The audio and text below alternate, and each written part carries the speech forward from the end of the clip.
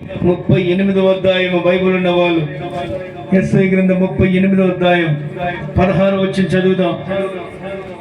38వ అధ్యాయం 16. వీటి వలన మనుషులు జీవించుదురు, వీటి వలన మనుషులు జీవించుదురు, వీటి వలననే నా ఆత్మ జీవించుచున్నది, వీటి వలనే నా ఆత్మ జీవిస్తున్నది. నీవు నన్ను బాగు చేయుదువు, నీవు నన్ను బాగు చేస్తావు, నన్ను జీవింపజేయుదువు, నీవు నన్ను జీవింప చేస్తావు. వికృతమైన ఆయాసము నాకు నెమ్మది కలుగుట కారణమాయెను. నీ ప్రేమ చేత దేవా, నీ ప్రేమ చేత నా ప్రాణమును నాశనమను గోతు నుండి నాశనమనే గోతు నుంచి నన్ను విడిపించి నీ వీపు వెనుక తట్టు, నా వీపు వెనక తట్టు, నా పాపములన్నీ నువ్వు పారవేసి, నీ ఈపు వెనక తట్టు కనపడకుండా నీ చేసిన పాపాలు, నీ చేసిన అపరాధాలు, దోషాలు నీ ఎదుట కనపడితే, నీ చేసిన పాపాలు నీ కళ్ళెదురు కనపడితే నీ కోపం వస్తుందని నీ ఈపు వెనక వేసుకున్నావు నా పాపాలయ్యా. పాతాళమున నీకు స్తుతి కలుగదు, పాతాళముల నీకు స్తుతి కలుగుతుందయ్యా. నేను చచ్చిపోతే మృతి నీకు స్తుతి చెల్లింపు, మృతి స్తుతిస్తదాన్ని. సమాధిలోనికి దిగువారు నీ సత్యమును ఆశ్రయించరు, సజీవులు సజీవులే కదా, సజీవులు సజీవులు కదా నిన్ను స్తుతించేది. ఈ దినముల నన్ను బాగు చేసి మరణకరమైన కురుపుల గురించి విడుదల చేసి సజీవ లెక్కలు నన్ను పొంచావు గనుక ఈ దినమున నేను సజీవుడనై నిన్ను స్తుతించుచున్నాను. గట్టిగా హల్లెలూయా, హల్లెలూయా.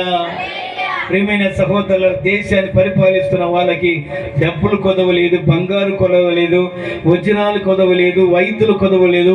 ఇన్ని ఉన్నప్పటికైనా కూడా దేవుని కాడ విచారణ చేసి తను చేసిన పాపాన్ని ఒప్పుకొని పశ్చాత్తాపడితే ఈ మరణకరమైన రోగాన్ని దేవుడు తీసేసినట్టుగా బైబిల్ ఉన్న తర్వాత దేవుడి కాడ పశ్చాత్తాపడి, ప్రభువా నా ప్రాణము మరణంలోనికి వెళ్ళకుండగా, పాతాళంలోనికి వెళ్ళకుండగా నీ ప్రేమ చేత నా ప్రాణాన్ని రక్షించి సజీవ దేశంలో నన్ను ప్రభాను సజీవ లెక్కలో ఉంచావయ్యా.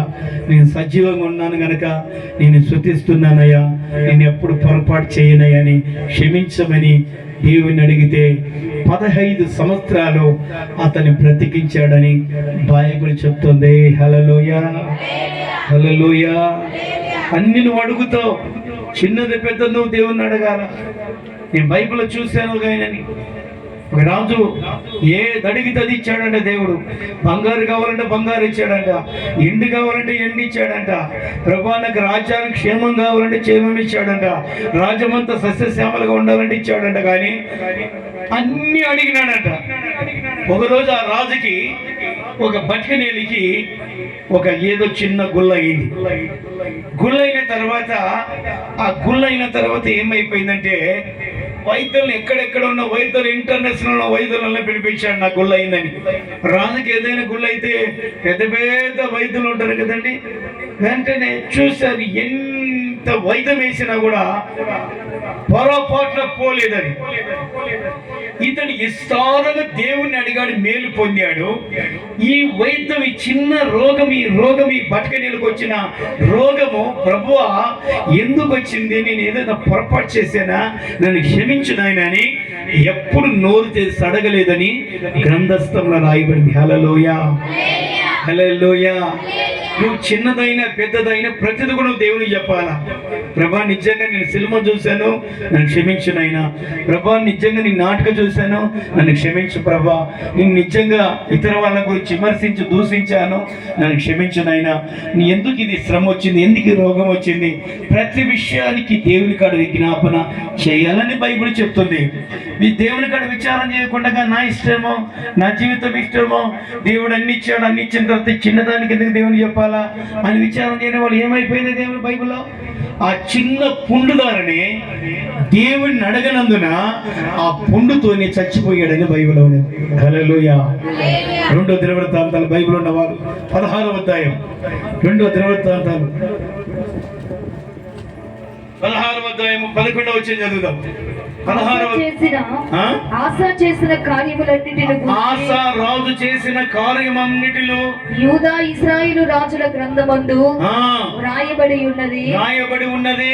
ఆసా తన ఏలుబడి యందు ఆసా రాజు ఏలుబడి ఎందు 39వ సంవత్సరమున 39వ సంవత్సరమున పాదములలో జబ్బు పుట్టి ఒక పాదములలో జబ్బు పుట్టింది ఆ రాజుకి. తాను బహు బాధపడినను చాలా బాధపడినను. దాని విషయములలో అతడు యెహోవా యొద్ద విచారణ దేవుని కాడ మొదలుపెట్టి ప్రార్థించలేదు. రైతులను పట్టుకొనెను. దేవుని బిడలరా, కాలులో జబ్బు వచ్చింది. ప్రభు ఎందుకు వచ్చింది? నేను ఏదైనా పొరపాటు చేశానా? నువ్వు స్వస్థపరిచే దేవుడు కదా, నువ్వు ఆరోగ్యం ఇచ్చే దేవుడు కదా అని దేవుని కాడ అడగలేదని అన్ని అడిగాడు. నా కుమార్తెను కాపాడునైనా, నా కుమారుని కాపాడునైనా, నా రాజ్యాన్ని కాపాడు ప్రభా, నా సైన్యాన్ని కాపాడునైనా, నా భార్యను కాపాడు అందరిని అడిగాడు. కానీ కాలుకు వచ్చిన జబ్బు విషయంలో దేవుని కాడ అడగలేదని బైబిల్ చెప్తుంది. హల్లెలూయా. తర్వాత ఏం జరిగిందమ్మా? ఆసా తన పితరులతో కూడా నిద్రించి తన ఏలుబడి యందు 41వ సంవత్సరమున మృతి నొందగా అతడు అక్కడ ఏమంది? దేవుని కాడ విచారణ చేయనందున చదవదమ్మా. ఆసా తన ఏలుబడి యందు 39వ సంవత్సరమున పాదములలో జబ్బు పుట్టి తాను బహు బాధపడినను దాని విషయములో అతడు యెహోవా యొద్ద విచారణ చెయ్యక వైద్యులను పట్టుకొనెను. ఎవరికాడ విచారణ చేయలేదంటే చెప్పండి అమ్మా, గట్టిగా చెప్పండి. ఎవరికాడ? దేవుని కాడ విచారణ చేయలేదు. ప్రభువా ఎందుకు వచ్చింది ఇది? ఇదని నేను పొరపాటు చేశానా? క్షమించునైనా అని అడగలేనందున ఆ జబ్బుతోని, ఆ పాదాలకున్న జబ్బుతోని ఆ రాజు చచ్చిపోయాడు. దేవుని కాడ విచారణ చేయనందున. ప్రేమైన సహోదరుడా, పాపికి దేవుడు అవసరము, రోగానికి వైద్యులు అవసరమే, కాదనలే. కానీ డాక్టరే గొప్పవాడు కాదు, దేవుడు స్వస్థపరచలేడని మాత్రము నువ్వు అనకూడదు. నైనా వైద్యులు అవసరమే, కానీ మరణకరమైన రోగాలు అటాక్ చేస్తే వైద్యులు బాగు చేయలేరు. అటువంటి రోగాలు మా పితర కాలంలో వచ్చాయి, కానీ ఈ కాలంలో కూడా ఉన్నాయి. అటువంటి మమ్మల్ని అటాక్ చేస్తే మేము పశ్చాత్తాపడి ఒప్పుకొని మనసు మాకు ఇవ్వమని అడగాలి. హల్లెలూయా, హల్లెలూయా. ఎన్నెన్నో ఉన్నాయి, వైద్యులు బాగు చేయని రోగాలు ఉన్నాయి. ప్రియమైన సహోదరురా, ఆసాపు రాజు మొరపెట్టలేదు. కాలుకి చిన్న జబ్బే కదా, ఏమైతుంది? అన్ని అడిగాడు, అన్ని కుటుంబ విషయంలో అడిగాడు, రాజ్య విషయంలో అడిగాడు. చిన్న కాలుకున్న జబ్బు విషయంలో అడగలేదు. ఆ జబ్బుతోని, ఆ కాలుకున్న చిన్న గుళ్ళతోనే దేవుని కాడ విచారణ చేయనందుకు చనిపోయాడని బైబిల్ చెప్తుంది. దేవుని బిడ్డ, ఒకవేళ వైద్యులు నువ్వు ఆశ్రయించినా కొన్ని చేయగలుగుతారు, కానీ మరణకరమైన రోగాలు, గూఢమైన రోగాలు, అవి చంపే రోగాలు మనల్ని అటాక్ చేస్తే, కానీ దేవునికి అసాధ్యమైనది ఏది లేదు. ఉన్నది లేనట్టుగా, లేదు ఉన్నట్టుగా దేవుడు చేయగలుగుతాడు, కానీ ప్రపంచంలో ఎవరు చెయ్యలేరు. హల్లెలూయా, హల్లెలూయా. రాజు అడిగాడు గనక, పశ్చాత్తాపడు గనక, మరణకరమైన కురుపు రోగం వస్తే దేవుడిని అడిగితే, పాపిని ఒప్పుకుంటే 15 సంవత్సరాల భూమి మీద తన పిల్లలతో, తన రాజ్యంతో సుఖ సంతోషాలతో ఉన్నాడని బైబిల్ చెప్తుంది.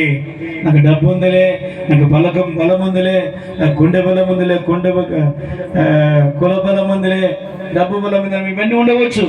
కానీ జబ్బులు వచ్చినప్పుడు, మరణకరమైన రోగాలు వచ్చినప్పుడు ఇవన్నీ బాగు చేయవు.